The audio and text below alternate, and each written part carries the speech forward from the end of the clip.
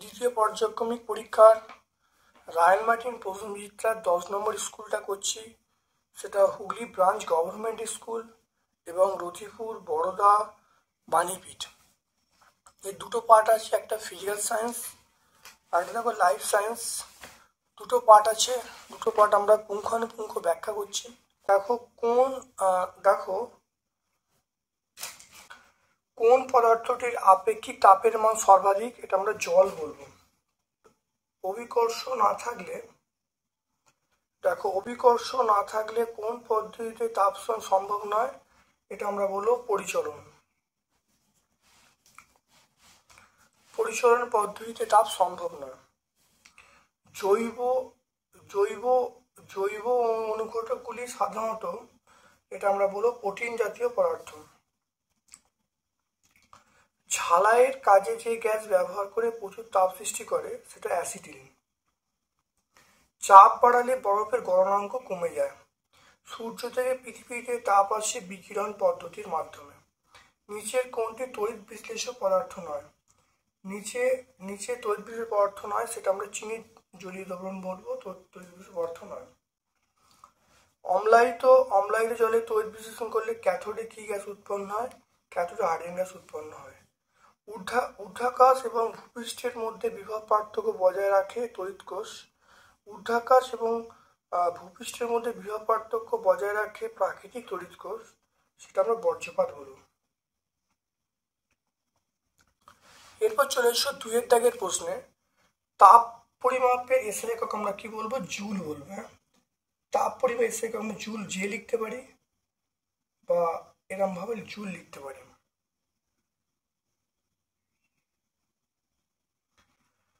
তারপর দেখো শূন্যস্থান পূরণ করতে পারি। সালোকসংশ্লেষের প্রভাবক হলো এটা আলো।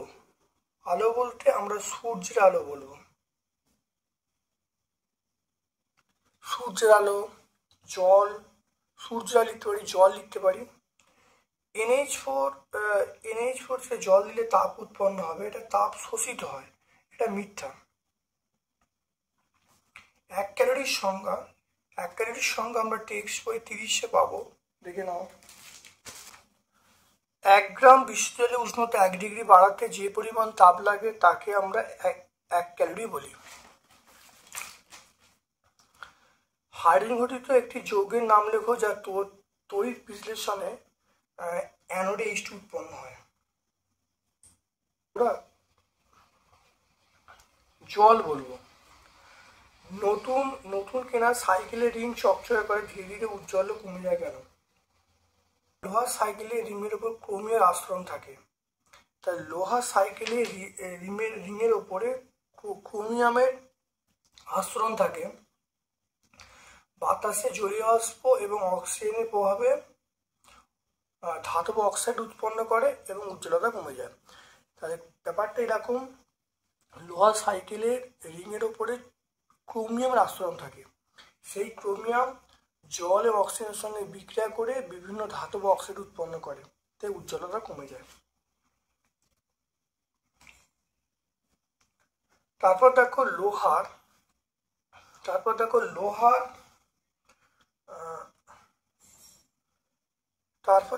লোহার ওপর নিকেলের প্রলেপ দেওয়া ক্যাথোড ও অ্যানোড কি ব্যবহার করবে? মনে রাখবে, লোহার ওপরে তাহলে ক্যাথোডটা হবে লোহাটা আর অ্যানোডটা হবে নিকেল। তাহলে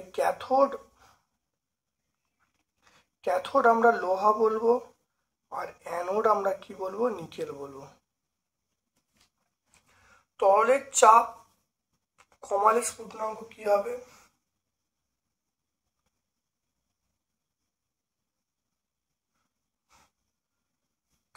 তরলের চাপ কমালে স্ফুটনাঙ্ক কি বেড়ে যাবে? তরলের চাপ কমালে স্ফুটনাঙ্ক বাড়বে না, কারণ তরলের চাপ কমালে স্ফুটনাঙ্ক কমে যাবে। এরপর চলে এসো বরফ গলনের লিনতাপ 80 ক্যালোরি এবং এসআই এর মান কত? গলনীয় তাপ 80 ক্যালোরি পার গ্রাম বলতে বোঝায় 0 তাপমাত্রায় 1 গ্রাম বরফকে 0 তাপমাত্রায় 1 গ্রাম জলে পরিণত করতে 80 ক্যালোরি তাপ প্রয়োগ করতে হবে।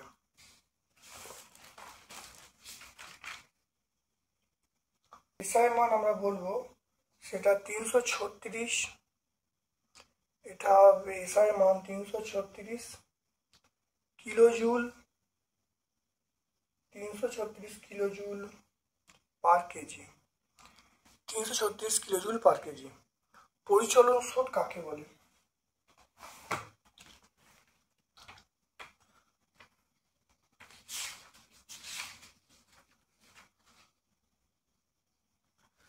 দেখে নাও, যে প্রক্রিয়ায় তরল বা গ্যাস উত্তপ্ত কণাগুলি নিজেরাই উষ্ণতর স্থান থেকে শীতলতর স্থানের দিকে সঞ্চালিত হয় তাকে আমরা পরিচলন বলবো।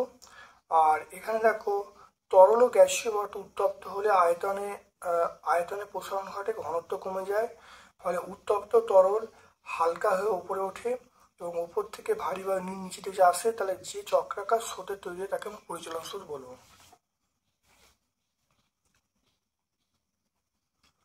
তারপর দেখো, বাষ্পায়ন এবং স্ফুটনের দুটো পার্থক্য লিখতে বলছে। দেখে না, বাষ্পায়ন এবং স্ফুটনের পার্থক্য: বাষ্পায়ন যে কোনো উষ্ণতায় হতে পারে, স্ফুটন দেখো নির্দিষ্ট চাপে নির্দিষ্ট উষ্ণতায় ঘটে। বাষ্পায়ন যে কোনো চাপে ঘটে। স্ফুটন দেখো স্ফুটনের সময় তরলের চাপ বাইরের চাপের সমান হয়। বাষ্পায়ন তাহলে উপরিতলে ঘটে, স্ফুটন তরলের যে কোনো অংশতেই ঘটে।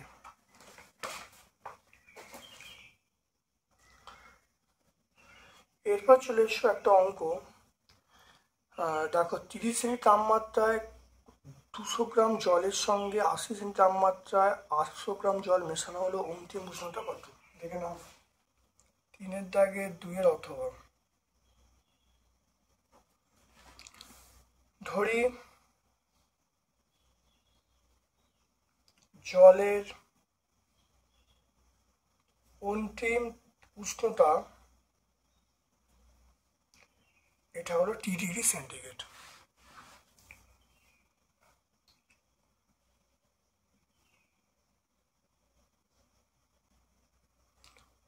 উষ্ণ জল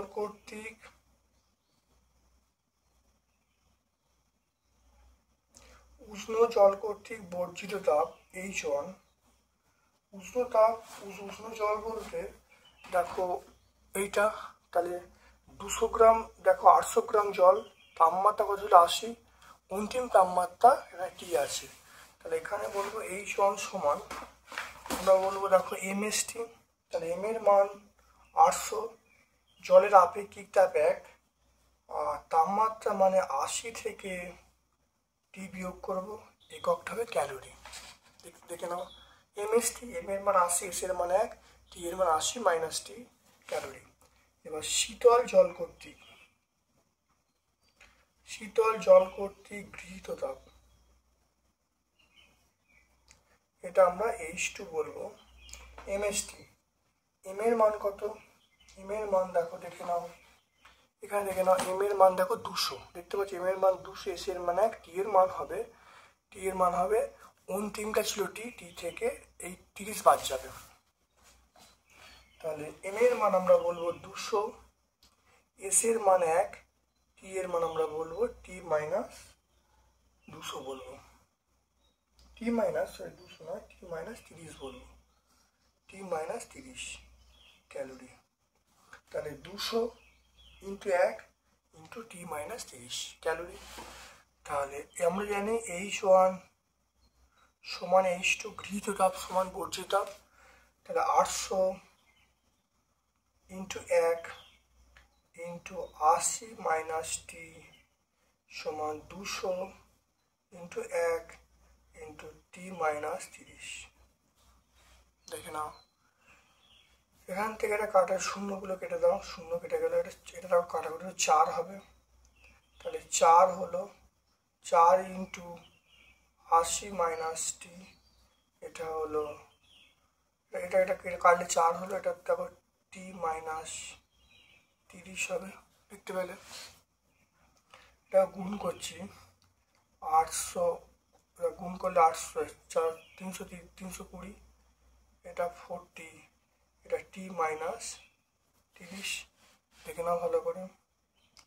তাহলে দেখে নাও মাইনাস 40 মাইনাস t, এটা মাইনাস 30, এটা দিয়ে গেল মাইনাস 320, মাইনাস 5t সমান মাইনাস 350, বা t সমান মাইনাস 350/5, বা t মানে এটা বাদ দিলে 70। তাহলে জলের অন্তিম উষ্ণতা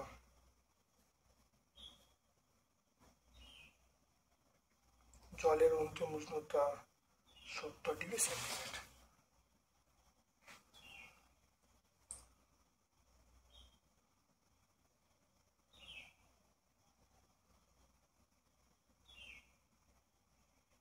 জলের অন্তিম উষ্ণতা এখানে কি ধরা আছে, তাহলে উষ্ণ জল কর্তৃক বর্জিত তাপ, শীতল জল কর্তৃক গৃহীত তাপ দুটো সমান করা হবে, সমাধান করলে দেখো 70 পেয়ে গেলাম। তাহলে জলের অন্তিম তাপমাত্রা 70 ডিগ্রি সেন্টিগ্রেড।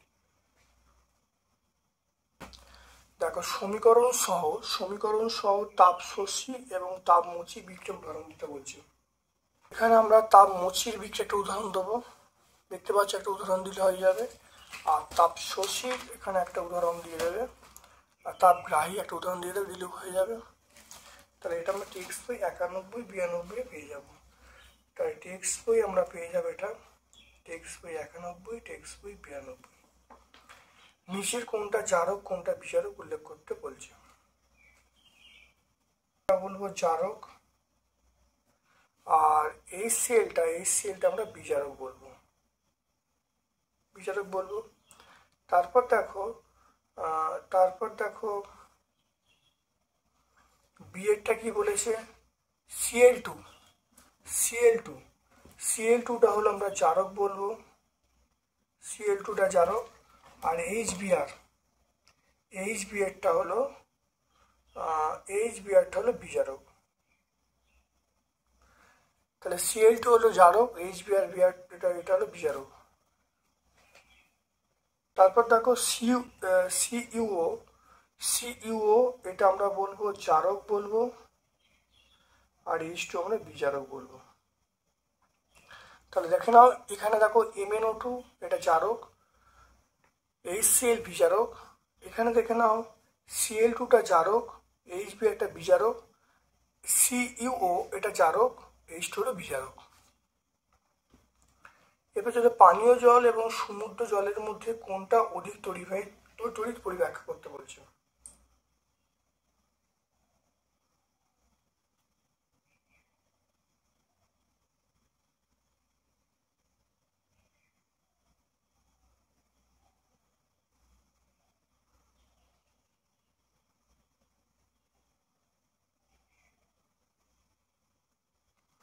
তাহলে মনে রাখতে হবে পানীয় জল এবং এর মধ্যে সবচেয়ে বেশি তড়িতের পরিবাহী সমুদ্রের জল। তাহলে সমুদ্রের জল বেশি তড়িতের পরিবাহী, কারণ সমুদ্রের জলে ক্যালসিয়াম, ম্যাগনেসিয়াম এই সকল আয়রনগুলি দ্রবীভূত থাকে। ফলে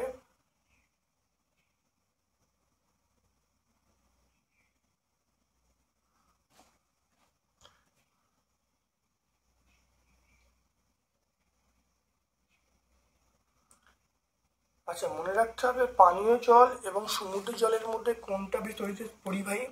মনে রাখতে হবে পানীয় জলের মধ্যে ক্যালসিয়াম, ম্যাগনেসিয়াম, আয়রন বিভিন্ন লবণ দ্রবীভূত থাকে, তাই এখানে আয়রনের পরিমাণে কম হয়, কিন্তু সমুদ্র জলে অধিক লবণ থাকে, তাই সমুদ্র জল বেশি তড়িতের পরিবাহী। তারপর চলে এসো তৈললেপন কি, তৈললেপনের উদ্দেশ্যগুলো বলতে বলছে।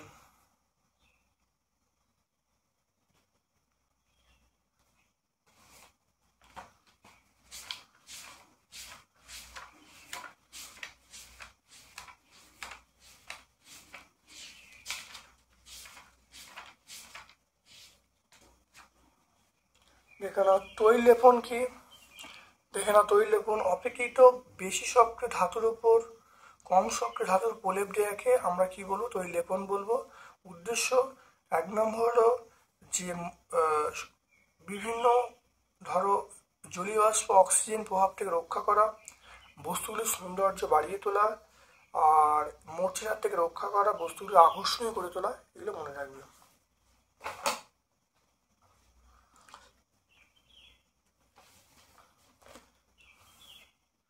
তারপর চলে এসো তীব্র তড়িৎ বিশিষ্ট মৃদু তড়িৎ কাকে বলে উদাহরণ দিতে বলছে।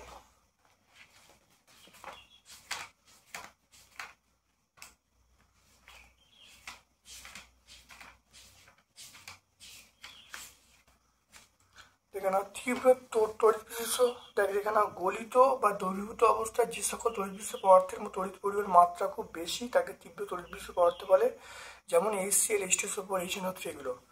আর মৃদু বলতে গলিত বা দ্রবীভূত অবস্থায় যেসব তড়িৎ বিশিষ্ট পদার্থের মধ্য দিয়ে তড়িৎ পরিবহনের মাত্রা খুব কম তাকে বলে মৃদু তড়িৎ বিশ্লিষ্ট পদার্থ, যেমন আমরা বলবো CH3COOH, H2CO3, এই নামগুলো বলবো। তারপর দেখো গলিত ম্যাগনেসিয়াম ক্লোরাইডে তড়িৎ বিশ্লেষণে ক্যাথোড অ্যানোডের বিক্রিয়া দেখতে বলছে। দেখে নাও তাহলে ক্যাথোডের বিক্রিয়াটা, অ্যানোডের বিক্রিয়াটা দেখে নাও। এরপরে চলে এসো গ্যালভানাইজেশন কাকে বলে। গ্যালভানাইজেশন লোহার ওপরে জিঙ্কের প্রলেপ দেওয়াকে আমরা বলবো গ্যালভানাইজেশন। লোহার ওপরে জিঙ্কের প্রলেপ দেওয়াকে আমরা কি বলবো? গ্যালভানাইজেশন বলবো।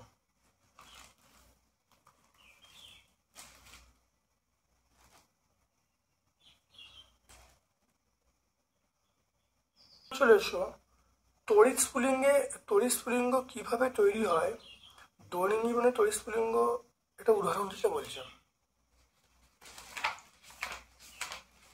দেখে নাও তড়িৎ স্ফুলিঙ্গ, দেখে নাও রেল লাইনের যে অংশটা বৈদ্যুতিক মাটির সঙ্গে ছুঁয়ে তাকে পেন্টোগ্রাফ বলে। চলার সময় গাড়িতে ঝাঁকুনি হলে পেন্টোগ্রাফ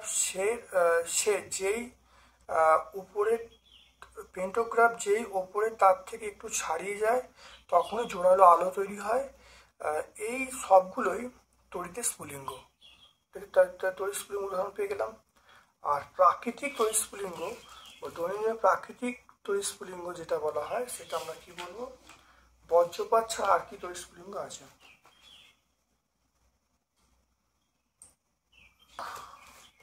তাহলে এভাবে তাহলে আমরা বলবো, তাহলে এই উত্তরটা বলবো আর উদাহরণটা আমরা 10 লাইনের কেসটা বলবো। তাহলে দুটো উদাহরণ মনে রাখবে, একটা 10 লাইনের পেন্টোগ্রাফ যন্ত্র আর একটা হলো বজ্রপাত। যেহেতু ওখানে বলা আছে বজ্রপাত ছাড়া, তাহলে 10 লাইনে পেন্টোগ্রাফ স্পর্শ বললেই হবে। বর্জ্য নিরোধক কি, এটা কিভাবে কাজ করে?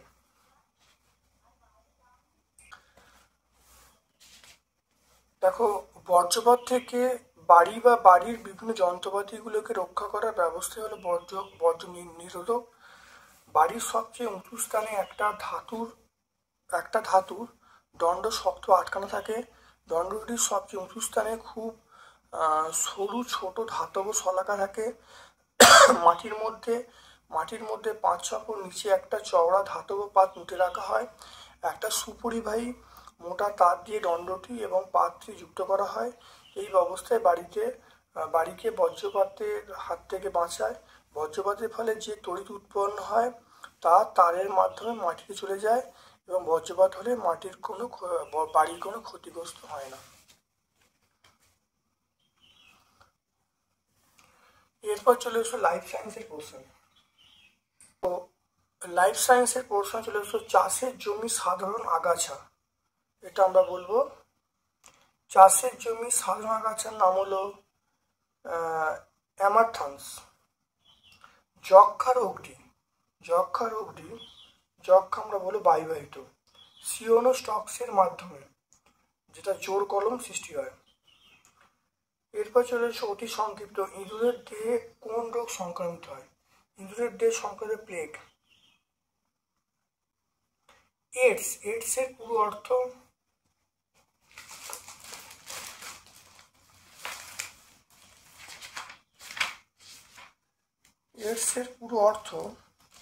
এইডস এর পুরো অর্থ দেখে নাও অ্যাকোয়ার্ড ইমিউনোডিফিসিয়েন্সি সিনড্রোম। তাহলে 160 পেজে আমরা পাবো, পেজ নাম্বার 160।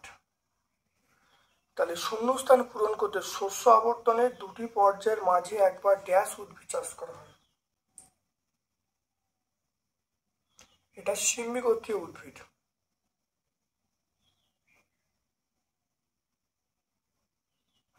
সিম্বি গোত্রীয় উদ্ভিদ চাষ করা হয়।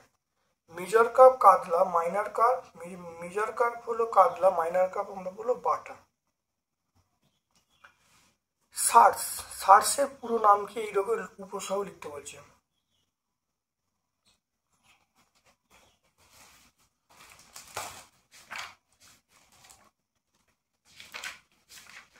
দেখো সার্স, সার্স দেখে নাও। সার্স হলো আমরা বলবো দেখে নাও সিভিয়ার অ্যাকুইট রেসপিরেটরি সিনড্রোম। উপসর্গ হলো জ্বর হবে, সর্দি কাশি হবে, শ্বাসকষ্ট হবে। টেক্সট বই আমরা 159 পাবো। জৈব সার অজৈব সারের পার্থক্য দেখে নাও। অজৈব সার জৈব সারের পার্থক্য, অর্থাৎ সার কারখানায় বিভিন্ন অজৈব লবণ থেকে রাসায়নিক উপায়ে অজৈব সার প্রস্তুত করা হয়। আর দেখে নাও জৈব সার মৃত উদ্ভিদ আর প্রাণীদের পচিয়ে জৈব সার তৈরি করা হয়। দেখো অজৈব সারের মধ্যে এনপিকে সার অধিক পরিমাণে থাকে, আর জৈব সারের মধ্যে এনপিকে পরিমাণ অনেক কম থাকে। অজৈব সারে হিউমাস থাকে না, জৈব সারে হিউমাস থাকে। আর অজৈব সারে মাটির জল ধারণ ক্ষমতা বাড়ে না, জৈব সারে মাটির জল ধারণ ক্ষমতা বৃদ্ধি পায়। খারিফ ফসল এবং রবি ফসল কাকে বলে উদাহরণ দিতে বলছে। দেখে নাও খারিফ ফসল অর্থাৎ যে সকল ফসল দেখো বর্ষার শুরুতে চাষ করা হয় এবং বর্ষার শেষে তোলা হয় তাকে খারিফ ফসল বলবো, যেমন ভুট্টা, তুলা, চীনাবাদাম। আর রবি ফসল যে সকল ফসল শীতের শুরুতে চাষ করা হয় এবং আমরা বলবো শীতের শুরুতে অর্থাৎ অক্টোবর নভেম্বর মাসে চাষ করা হয় এবং মার্চ এপ্রিল মাসে তোলা হয়, তাদেরকে আমরা বলবো রবি ফসল বলবো, যেমন গম, বার্লি, ছোলা এগুলো হবে। আমরা টেক্সট বই 195 পাবো।